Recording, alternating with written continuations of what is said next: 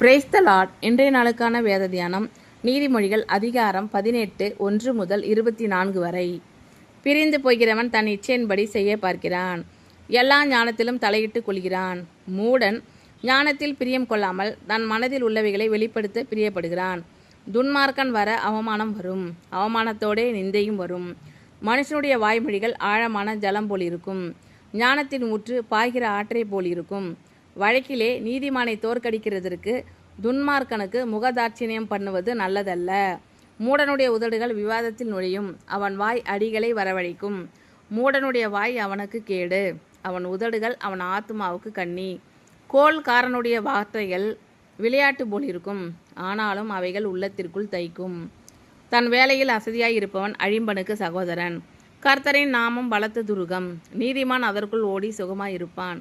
ஐசுவரியவானுடைய பொருள் அவனுக்கு அரணான பட்டணம், அது அவன் எண்ணத்தில் உயர்ந்த மதில் போல் இருக்கும்.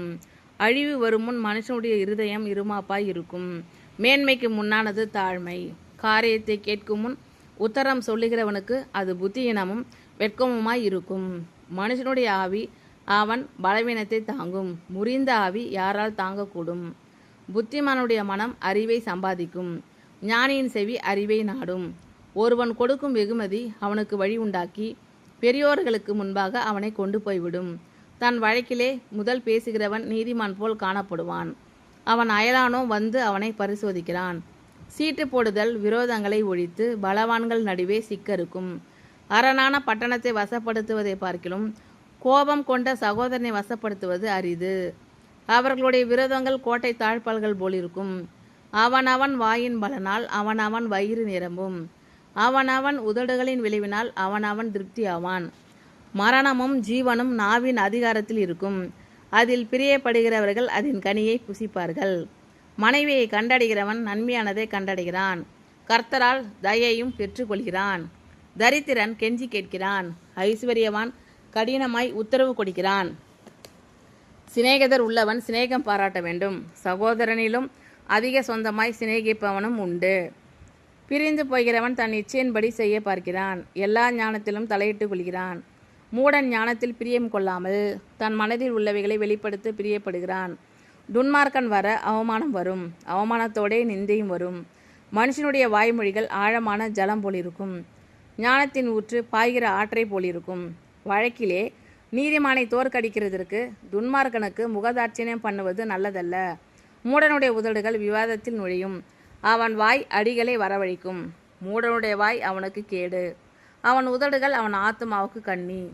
கோள்காரனுடைய வார்த்தைகள் விளையாட்டு போல் இருக்கும், ஆனாலும் அவைகள் உள்ளத்திற்குள் தைக்கும். தன் வேலையில் அசதியாயிருப்பவன் அழிம்பனுக்கு சகோதரன். கர்த்தரின் நாமம் பலத்த துருகம், நீதிமான் அதற்குள் ஓடி சுகமாயிருப்பான். ஐசுவரியவானுடைய பொருள் அவனுக்கு அரணான பட்டணம், அது அவன் எண்ணத்தில் உயர்ந்த மதில் போல் இருக்கும். அழிவு வருமுன் மனுஷனுடைய இருதயம் இருமாப்பாய் இருக்கும், மேன்மைக்கு முன்னானது தாழ்மை. காரியத்தை கேட்கும் முன் உத்தரம் சொல்லுகிறவனுக்கு அது புத்தியினமும் வெட்கமுமாய் இருக்கும்.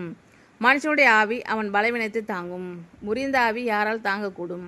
புத்திமானுடைய மனம் அறிவை சம்பாதிக்கும், ஞானியின் செவி அறிவை நாடும். ஒருவன் கொடுக்கும் வெகுமதி அவனுக்கு வழி உண்டாக்கி பெரியோர்களுக்கு முன்பாக அவனை கொண்டு போய்விடும். தன் வழக்கிலே முதல் பேசுகிறவன் நீதிமான் போல் காணப்படுவான், அவன் அயலானோ வந்து அவனை பரிசோதிக்கிறான்.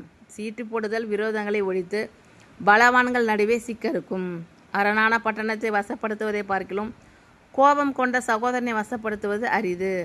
அவர்களுடைய விரோதங்கள் கோட்டை தாழ்பால்கள் போலிருக்கும், அவனவன் வாயின் பலனால் அவனவன் வயிறு நிரம்பும், அவனவன் உதடுகளின் விளைவினால் அவனவன் திருப்தி ஆவான்.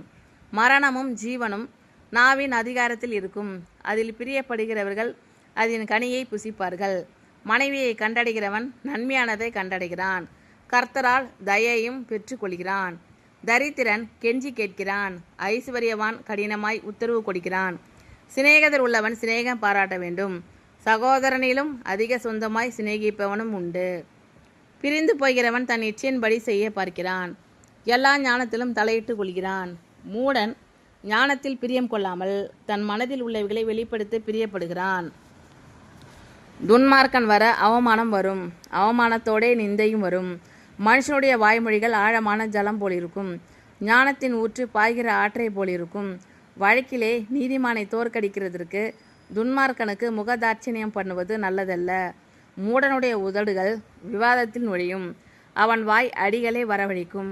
மூடனுடைய வாய் அவனுக்கு கேடு, அவன் உதடுகள் அவன் ஆத்துமாவுக்கு கண்ணி.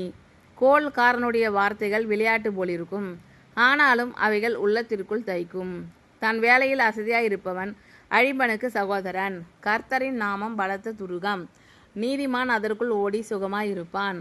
ஐசுவரியவானுடைய பொருள் அவனுக்கு அரணான பட்டணம், அது அவன் எண்ணத்தில் உயர்ந்த மதில் போல் இருக்கும். அழிவு வருமுன் மனுஷனுடைய இருதயம் இருமாப்பாய் இருக்கும், மேன்மைக்கு முன்னானது தாழ்மை. காரியத்தை கேட்கும் முன் உத்தரம் சொல்லுகிறவனுக்கு அது புத்தியினமும் வெட்கமுமாய் இருக்கும். மனுஷனுடைய ஆவி அவன் பலவீனத்தை தாங்கும், முறிந்த ஆவி யாரால் தாங்கக்கூடும்? புத்திமானுடைய மனம் அறிவை சம்பாதிக்கும், ஞானியின் செவி அறிவை நாடும். ஒருவன் கொடுக்கும் வெகுமதி அவனுக்கு வழி உண்டாக்கி பெரியவர்களுக்கு முன்பாக அவனை கொண்டு போய்விடும். தன் வழக்கிலே முதல் பேசுகிறவன் நீதிமான் போல் காணப்படுவான், அவன் அயலானோ வந்து அவனை பரிசோதிக்கிறான். சீட்டு போடுதல் விரோதங்களை ஒழித்து பலவான்கள் நடுவே சிக்கறுக்கும். அரணான பட்டணத்தை வசப்படுத்துவதை பார்க்கிலும் கோபம் கொண்ட சகோதரனை வசப்படுத்துவது அரிது. அவர்களுடைய விரோதங்கள் கோட்டை தாழ்பால்கள் போல் இருக்கும். அவனவன் வாயின் பலனால் அவனவன் வயிறு நிரம்பும், அவனவன் உதடுகளின் விளைவினால் அவனவன் திருப்தியாவான். மரணமும் ஜீவனும் நாவின் அதிகாரத்தில் இருக்கும், அதில் பிரியப்படுகிறவர்கள் அதன் கனியை புசிப்பார்கள். மனைவியை கண்டடைகிறவன் நன்மையானதை கண்டடைகிறான், கர்த்தரால் தயையும் பெற்றுக்கொள்கிறான்.